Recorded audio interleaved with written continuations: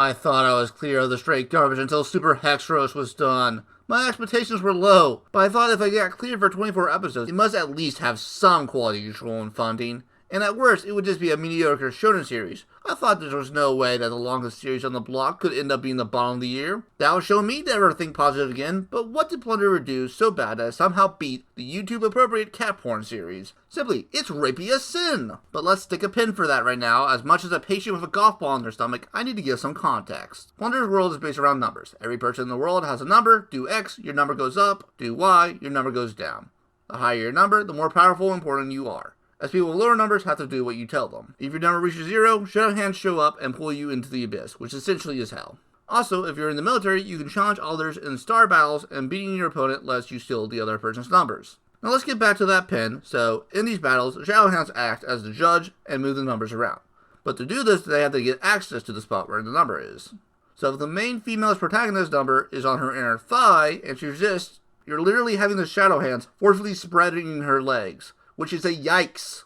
Oh, also our main protagonist is a perv, constantly looking up girls' skirts, and again, forcing leg open jokes, and also he openly gropes ladies. Also, this dude literally let him openly molest his coworker. Oh dear. Also, there's just a scene where he's controlling the shadow hands, and he just has them grope the entire female cast. There's unedited scenes of them groping 3 of the 4 named female characters, while the other one is just having A-cup angst, as the shadow hands aren't going after her, because, you know, that's totally something an actual woman would do. Sarcasm. Also, there's almost no retribution. The cast is just like, oh, Licked, it's okay you're a horn dog and openly molest us, because we love you, and you're going to save the world. Here's a slap on the wrist. Don't do it again unless we tell you.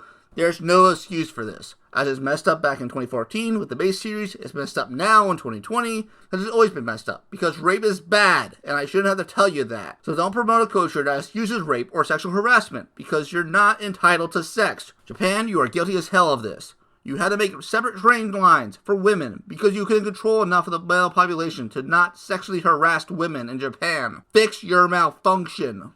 But now, I'm sure there are a handful of idiots who will be like, don't bring your politics into my anime. You didn't even actually reveal the story and the other features that really make Plunderer a standout series. Oh, sorry. I thought when you shot your book report on Flaming Arrow, you didn't really want me to grade your report. Again, this could be a prize-winning report, but it does not excuse any bit of the rape culture in your series. Not a single bit. But let's analyze this series.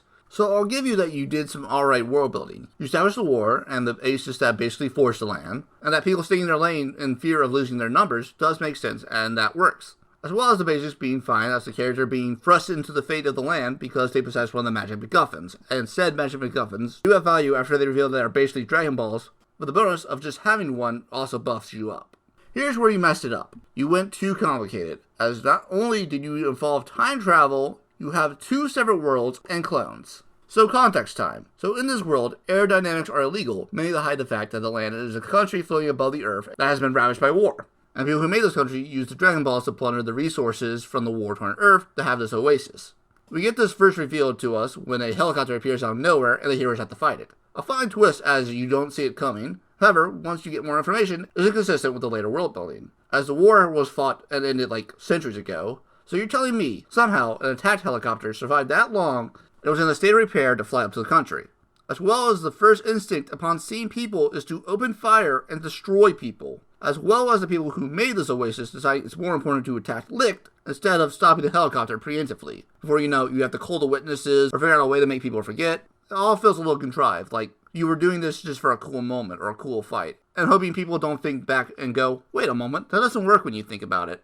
Also, bold of you to try and use time travel as a story element for your series, as it's probably one of the hardest things to incorporate into a series, and you failed at that as well, as you have characters remembering both timelines. That's not how time travel works! Also, you very much just say screw the rules and have cool moments. Case in point, so Licht here superpowers that he's super fast, so he can deflect bullets and stuff. So he's fighting a dude that has gravity powers, and he needs to be careful, as if he gets caught in the gravity field, he'll have trouble escaping. So the big final move happens, and he gets sunk to a black hole that takes him to another dimension. Then, of course, develops friendship powers that let him escape an actual black hole. So yeah, none of the rules of this world matter, and the heroes will pull whatever magic powers they need to save the day. Also, you tease clones of the people who died, so death probably doesn't matter either. So spoiler, the heroes will win and everyone will get a happily ever after. So Plunderer at best would be an okay mindless watch, but guess what? You ruined that by being rapey as sin. So as much as I don't like taking hard stances and prefer letting people enjoy series for whatever reason they have, I must ask, why would you want to defend this? There are plenty of series that are mindless watches, and not rapey as hell. I covered one already. But this series has something so clearly wrong with it, to the point that I cannot trust any female characters around its main protagonist. So save yourself the pain and stay away from this series, and if anyone tells you that they enjoyed the series, I believe you now have evidence that they are not a good person to hang out with. And if you think that's unfair, take a deep look at what you're defending and ask yourself, are you part of the problem?